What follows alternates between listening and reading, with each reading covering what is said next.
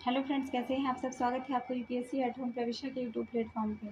हम जो यूपीएससी और यूपीपीसीएस की मेंस आंसर राइटिंग कर रहे हैं, जिसमें हमारा जो टारगेट रहता है डेली 5 क्वेश्चन की आंसर राइटिंग करने का, उसी सीरीज़ में हमारा ये क्वेश्चन है जीएस पेपर सेकंड से। हमारा जो क्वेश्चन है 118 नंबर क्वेश्चन। हमने अभी तक इस सीरीज़ से 117 नंबर क्वेश्चन कम्प्लीट कर लिए हैं।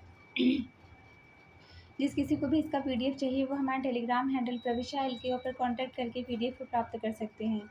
हमारी जो मेंस की सीरीज़ चल रही है यूपीएससी यूपीपीसीएस के पीवाईक्यू के साथ साथ मॉडल क्वेश्चन पे बेस्ड है, जो कि करंट के साथ अपडेट करते हुए आप लोगों को कराई जा रही है। आप लोग चाहें तो इस सीरीज़ के माध्यम से अपनी मेंस की तैयारी को और बेहतर कर सकते हैं।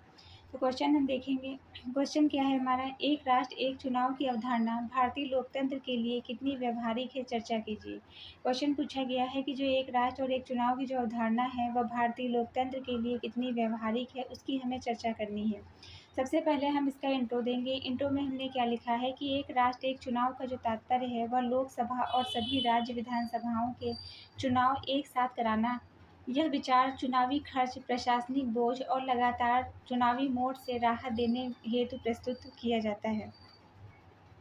यह जो है क्या बताता है कि जो एक राष्ट्र एक चुनाव का एक राष्ट्र एक चुनाव करने का जो तात्पर्य क्या है कि लोकसभा और राज्यों की जो है विधानसभाओं के चुनाव एक साथ में करवाना। यह जो विचार है ये किस लिए जो है इम्पोर्टेंट है, चुनावी खर्च को कम करना, प्रशासनिक बोझ को और लगातार जो है चुनावी मोड से राहत देने के लिए प्रस्तुत किया गया है।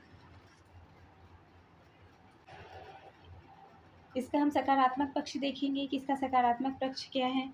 इससे क्या होगा, चुनावी खर्च में भारी जो है कमी देखने को मिलेगी। एक डेटा के अनुसार लोकसभा के चुनाव में 60,000 करोड़ का खर्च देखा गया है। दूसरा क्या है, बार बार आचार संहिता से बचाव होगा। निरंतर आचार संहिता लागू होने से नीति निर्माण प्रभावित होती है, इससे राहत मिलेगी। थर्ड पॉइंट क्या है, प्रशासनिक और सुरक्षा बलों पर कम दबाव होगा। सुरक्षा बलों व प्रशासनिक संसाधनों का बार बार उपयोग नहीं होगा। फिर जो फोर्थ पॉइंट क्या है, विकास कार्यों में गति मिलेगी। विकास कार्यों में तेजी और राजनीतिक स्थिरता को बढ़ावा मिलेगा।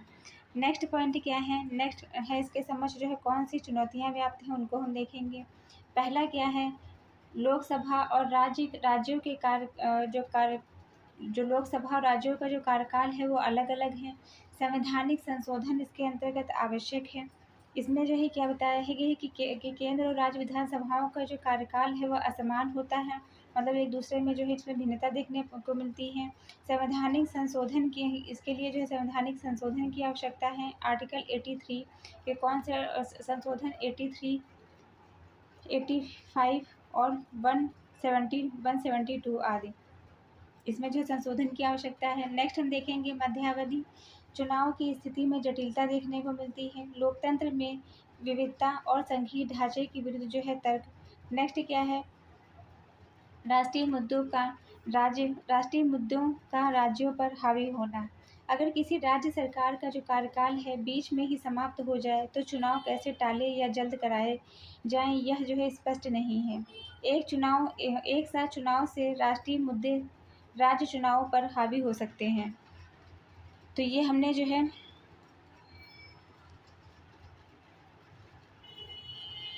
क्वेश्चन की मेन बॉडी का पार्ट कंप्लीट कर लिया। अब हम नेक्स्ट क्या देखेंगे, नेक्स्ट हम इसका कंक्लूजन देखेंगे। अतः निष्कर्ष से यह कहा जा सकता है कि यह जो विचार है वह सैद्धांतिक रूप से लाभकारी है, लेकिन व्यावहारिक क्रियान्वयन के लिए संवैधानिक सुधार, राजनीतिक सहमति और चरणबद्धता अनिवार्य है। इसमें क्या है कि जो एक राष्ट्र एक चुनाव है वह विचार सिद्धांतया तो आकर्षक है, लेकिन व्यावहारिक स्तर पर कई संवैधानिक, राजनीतिक और प्रशासनिक चुनौतियां मौजूद हैं। इसे लागू करने से पहले व्यापक विचार विमर्श और सहमति की आवश्यकता है। तो ये हमारा क्वेश्चन कंप्लीट होता है, जो कि हमने लिया था जीएस पेपर सेकंड से। आप लोगों को हमारी जो ये सीरीज़ चल रही है कैसी लग रही है, हमारे कमेंट सेक्शन में ज़रूर बताइए। तो ऐसे ही पढ़ते रहिए, लाइफ में आगे बढ़ते रहिए, यूपीएससी एट होम प्रविष्या के साथ में मेंस आंसर राइटिंग करते रहिए। Thank you.